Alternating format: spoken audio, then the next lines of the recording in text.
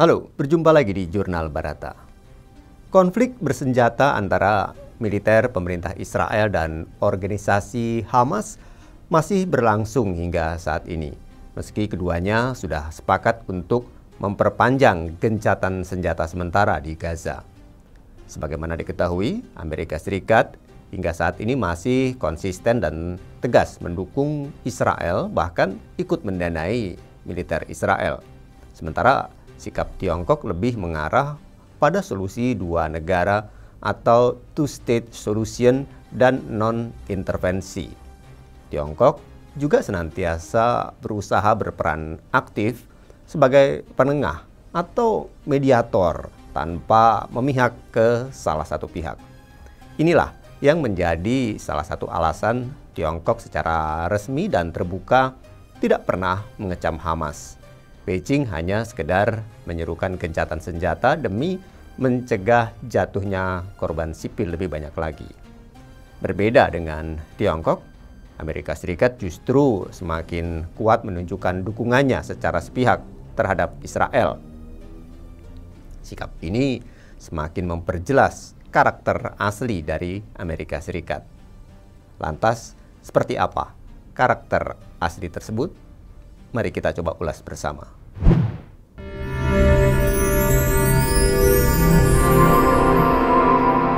Jurnal Barata. Nah, yang pertama yaitu politisasi standar ganda Amerika Serikat. Standar ganda yang dimaksud adalah bagaimana Amerika Serikat yang selama ini terdepan dalam mengkampanyekan tatanan berdasarkan aturan atau rules-based order dan selalu mencitrakan dirinya sebagai pelindung hak asasi manusia dan demokrasi, malah menunjukkan sikap dan langkah yang berlawanan.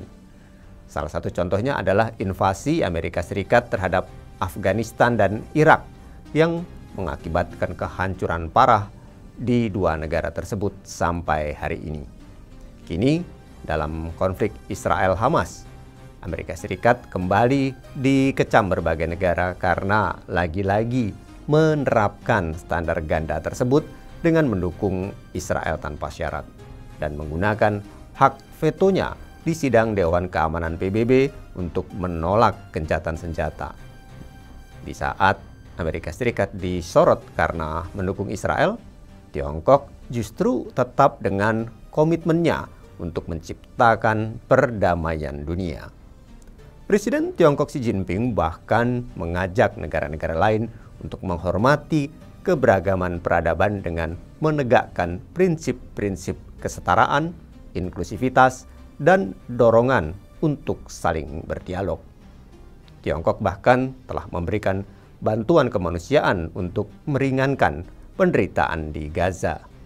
Bantuan ini mencakup bantuan kemanusiaan darurat senilai 2 juta dolar Amerika Serikat yang diberikan melalui Otoritas Nasional Palestina dan badan-badan PBB, serta pasokan kemanusiaan darurat senilai 15 juta yuan atau 2,1 juta dolar termasuk makanan dan obat-obatan ke jalur Gaza dengan bantuan Mesir.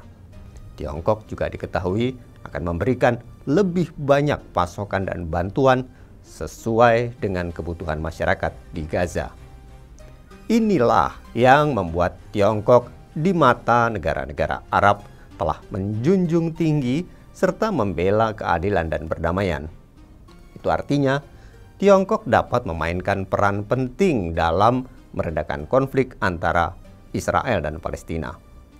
Berbeda dengan peran konstruktif Tiongkok, Amerika Serikat belum memberikan tekanan yang cukup terhadap Israel untuk memberlakukan gencatan senjata dan juga belum mengambil tindakan positif untuk menyelesaikan krisis melalui jalur diplomatik.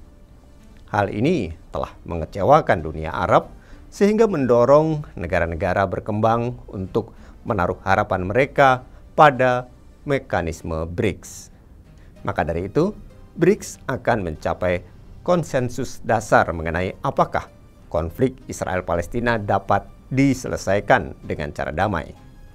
PBB juga mengharapkan lebih banyak mekanisme BRICS, berharap bahwa mekanisme BRICS akan memainkan peran yang lebih besar dalam meredakan situasi dan mendorong gencatan senjata. Penurunan kepercayaan negara-negara selatan terhadap Amerika Serikat tentu akan menguntungkan Tiongkok, baik secara geopolitik maupun geoekonomi. Secara geopolitik, Tiongkok akan semakin kuat mengukuhkan dirinya sebagai pemimpin blok negara-negara yang tidak puas terhadap tatanan liberal yang semakin tidak adil. Sedangkan secara geoekonomi, diplomasi ekonomi Tiongkok juga akan semakin meluas, menyasar ceruk-meruk yang selama ini diabaikan oleh Amerika Serikat seperti negara-negara Afrika. Makanya, konflik Israel-Hamas semakin membuka mata kita dengan jelas siapa yang berada di posisi yang benar untuk bergerak melawan ketidakadilan tatanan internasional yang kini masih didominasi oleh Barat. Lalu yang kedua, citra Amerika Serikat sebagai kekuatan luar atau outside power yang suka ikut campur. Kita tahu bahwa Tiongkok beserta Rusia dan Korea Utara kerap mengecam Amerika Serikat karena menganggapnya terlalu sering mencampuri urusan domestik negara lain. Dalam konteks Taiwan, Tiongkok juga jelas menganggap kehadiran Amerika Serikat menjadi penghalang utama terjadinya reunifikasi Taiwan. Meski secara resmi Amerika Serikat hanya mengakui satu Tiongkok, tapi melalui kerangka Taiwan Relation Act dan Six Assurances, pemerintah Amerika Serikat ingin memastikan bahwa reunifikasi dilakukan dengan cara-cara damai. Atas alasan itulah, kemudian Amerika Serikat memberikan dukungan persenjataan defensif pada pemerintah Taiwan untuk memastikan agar Beijing tidak menyerang Taipei. Inilah mengapa Beijing kerap menganggap Washington sebagai pembuat ulah serta perusak stabilitas dan keamanan di kawasan Asia. Di Timur Tengah, standar ganda Amerika Serikat justru terlihat lebih jelas. Profesor Hubungan Internasional terkemuka Stephen Walt bahkan sampai menyebut Amerika Serikat sebagai akar dari konflik Israel-Palestina.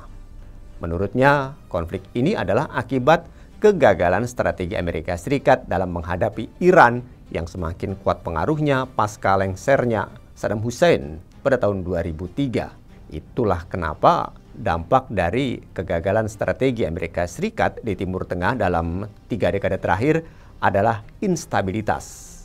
Makanya Irak, Suriah, Libya, Mesir, Yaman, dan Afghanistan kerap dijadikan contoh bagaimana kehadiran Amerika Serikat. Alih-alih menjadi solusi, malah menciptakan kekacauan.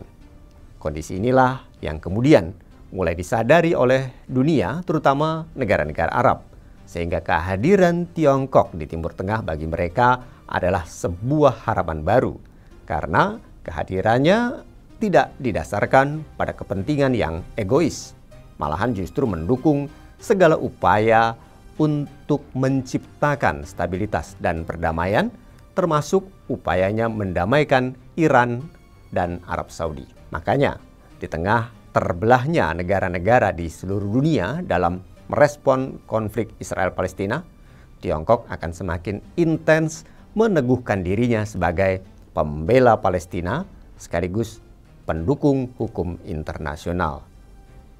Tujuannya jelas, Tiongkok ingin mengubah tatanan global yang lebih adil dan saling menguntungkan bagi sesama yang akan ditentukan oleh multipolaritas, sehingga tidak ada lagi yang namanya kekuatan dominan, karena semuanya hidup berdampingan secara merata dan setara. Inilah bagian dari impian Tiongkok yang tampaknya sedang berusaha diwujudkan.